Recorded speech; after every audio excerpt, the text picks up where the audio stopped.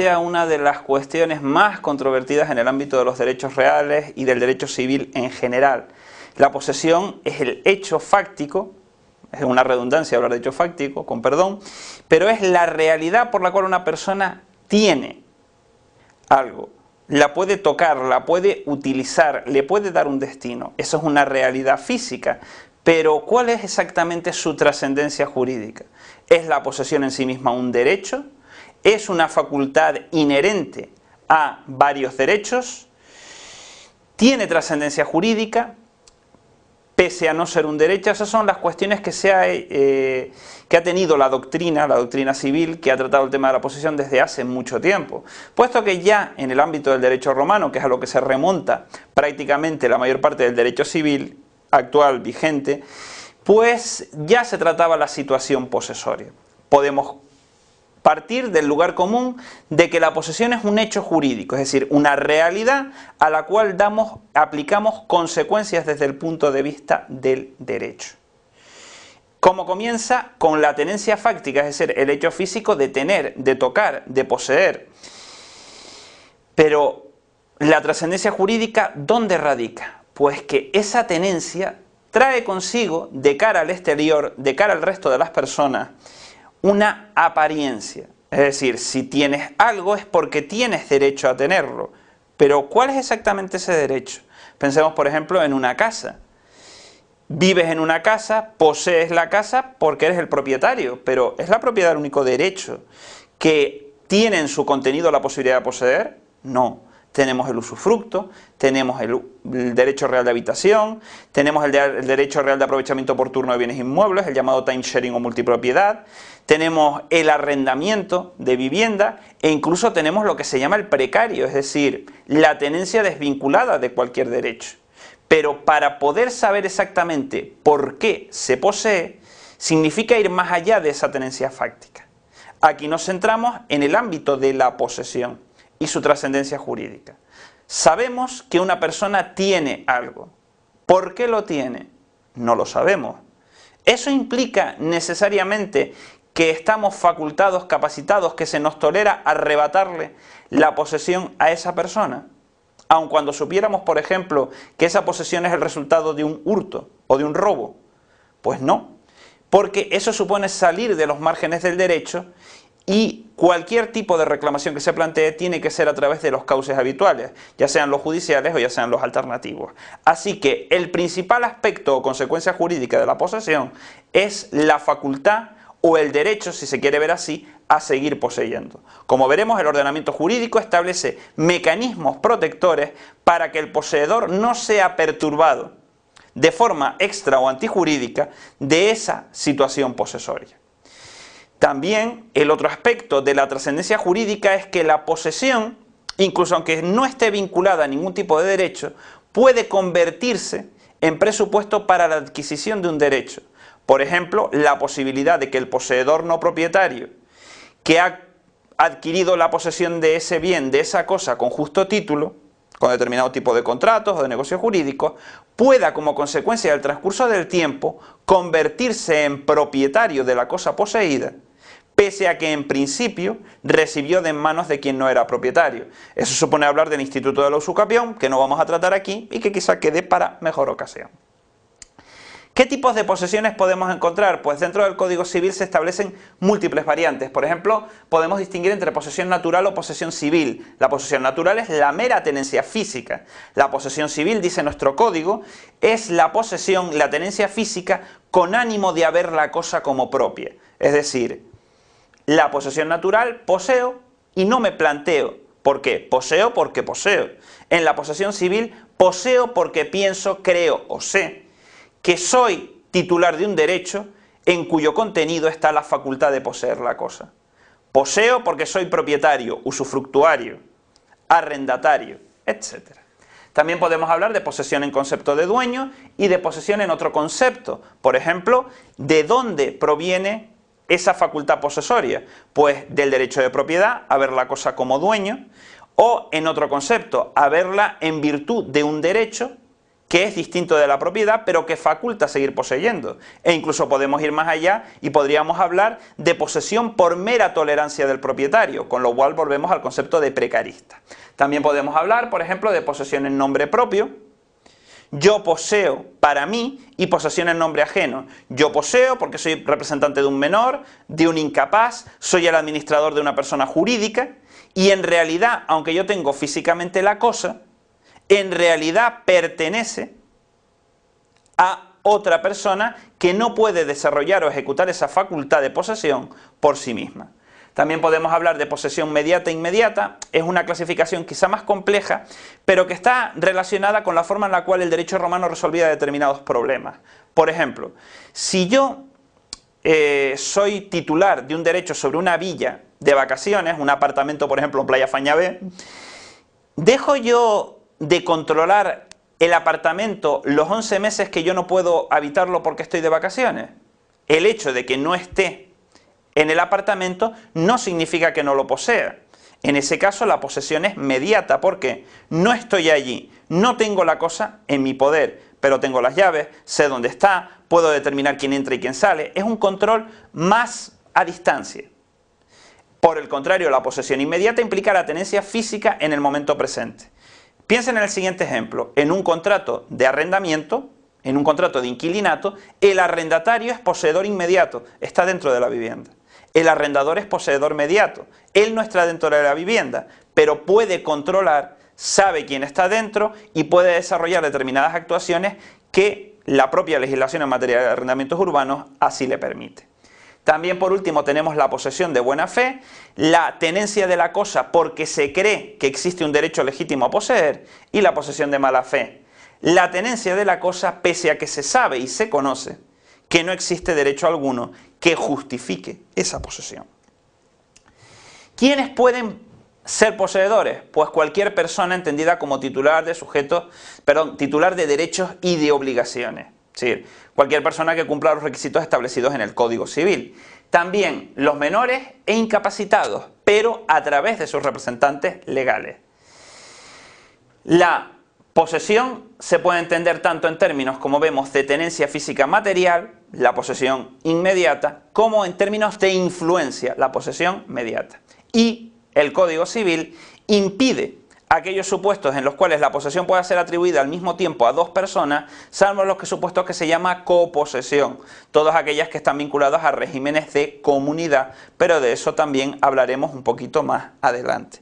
Piensen ustedes como ejemplo, las casas de piso son situaciones de comunidad, varias personas poseen al mismo tiempo un bien inmueble, en parte de forma exclusiva, las zonas privativas, en parte de forma conjunta, las llamadas zonas comunes. ¿Cuál puede ser objeto de la posesión? Pues como estamos hablando de un hecho físico, como es la tenencia, tocar, palpar, pues solamente pueden ser objeto de posesión las cosas, entendidas como bienes materiales, representables y tangibles, que se puedan aprehender con los sentidos y se puedan representar en los tres ejes del espacio. Eso nos lleva a que a través de la posesión podemos adquirir o podemos justificar como parte de su contenido determinado tipo de derechos reales que se pueden considerar adquiribles a través de la apropiación o tenencia física. Esos son principalmente los llamados derechos de goce, pero esos también serán objeto de otro tratamiento porque no corresponden a este tema. ¿Cómo se puede adquirir la posesión? Pues primero con la ocupación material, es decir, encontramos una cosa perdida o abandonada y nos hacemos con ella. Bien a través de una transmisión, bien por medio de entrega judicial, nos han derrotado en juicio y la sentencia impone una transmisión posesoria, bien por medio de cesión, en el marco, por ejemplo, de un contrato de compraventa, vendedor cede a comprador, de arrendamiento, arrendador cede a arrendatario, en el marco de un contrato de usufructo, usufructuante cede a usufructuario.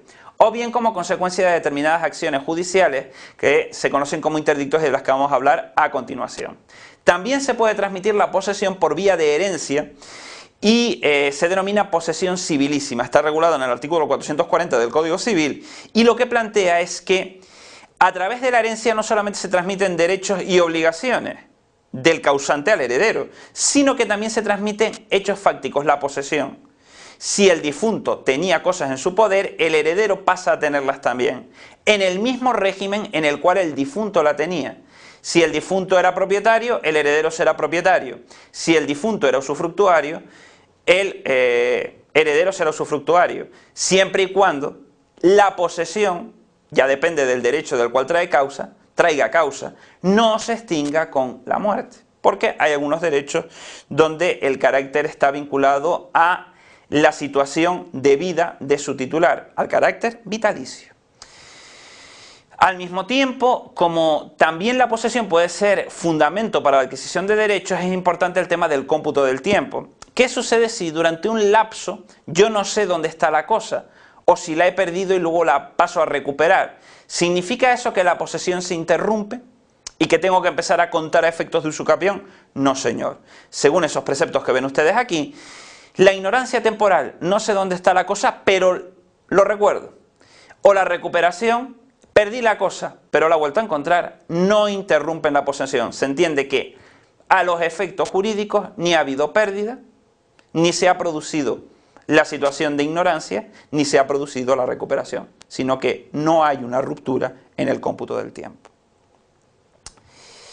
¿Cómo se puede perder la posesión? Pues por abandono, como lo mismo lo cogí, lo mismo lo dejo, por cesión, transmisión, por destrucción de la cosa, ya que destruido el elemento físico en el que ejercemos la tenencia, no puede existir tenencia, o bien por nueva posesión, bien por que otra persona ha sido la que ha encontrado la cosa que yo había perdido y ha transcurrido más de un año para que yo pudiera reclamarla, bien porque alguien demuestra tener mejor derecho que yo, o bien por el ejercicio de los llamados interdictos de los que vamos a hablar a continuación. Hemos dicho que la posesión es un hecho jurídico. Hay que añadir y hay que aclarar que no es una cuestión pacífica. Pero el hecho jurídico significa que el poseedor va a ser protegido para seguir poseyendo.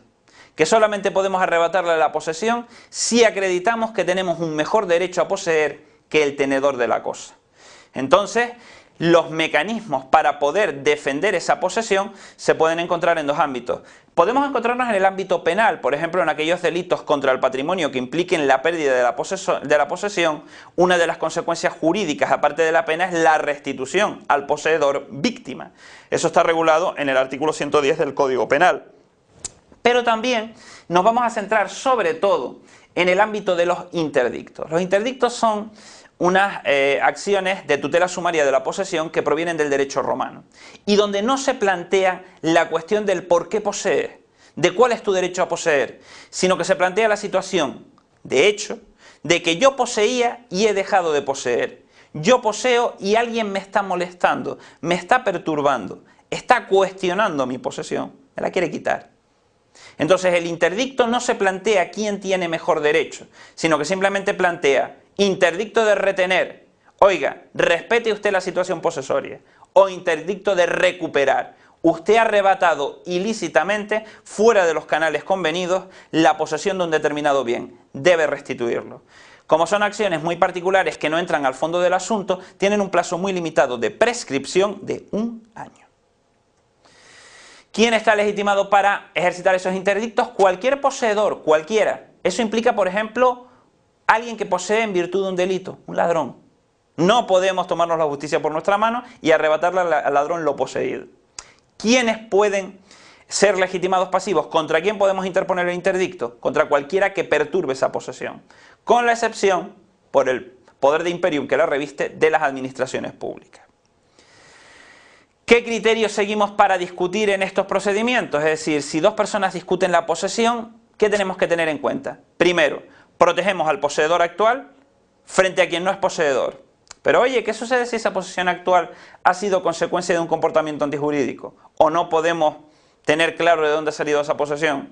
Pues vamos al segundo criterio, vamos al poseedor más antiguo, a quien acredita que poseía de antes. Pero si tampoco podemos acreditar esta cuestión, ya ahí se plantea la necesidad de atravesar la barrera de los hechos y pasar a los de los derechos. Y ahí sí tenemos que plantearnos por qué se posee.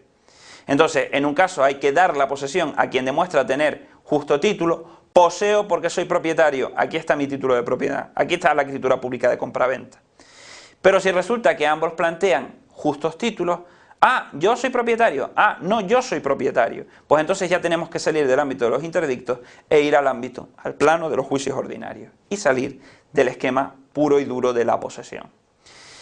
Este es un breve resumen, pero como siempre hay que recordar que esta píldora es un complemento y una ayuda para el estudio y comprender lo que es la posesión en cuanto a sus conceptos generales. Es un complemento para cualquier manual, cualquiera que esté medianamente actualizado es aceptable, pero mi recomendación, por ejemplo, puede ser el libro del profesor Lacruz Verdejo, Elementos de Derecho Civil 3, el tomo primero, o bien el Sistema de Derecho Civil de Díez Picasso y Gullón, en su tomo tercero, o bien también el tercer tomo del curso de Derecho Civil de los profesores Pedro de Pablo Contreras, Pérez Álvarez y Carlos Martínez Aguirre, los libros relativos a derechos reales del profesor Carlos Lasarte o el libro de Derecho Civil 3 del profesor Albaladejo. Son solamente unos ejemplos sobre lo que puedes necesitar para enfrentarse en primer término al concepto de posesión. Dentro de esos libros muchos de ellos contienen bibliografías en referencia a artículos especiales, así que si quieres saber más siempre puedes profundizar a través de la bibliografía de esos libros de consulta general.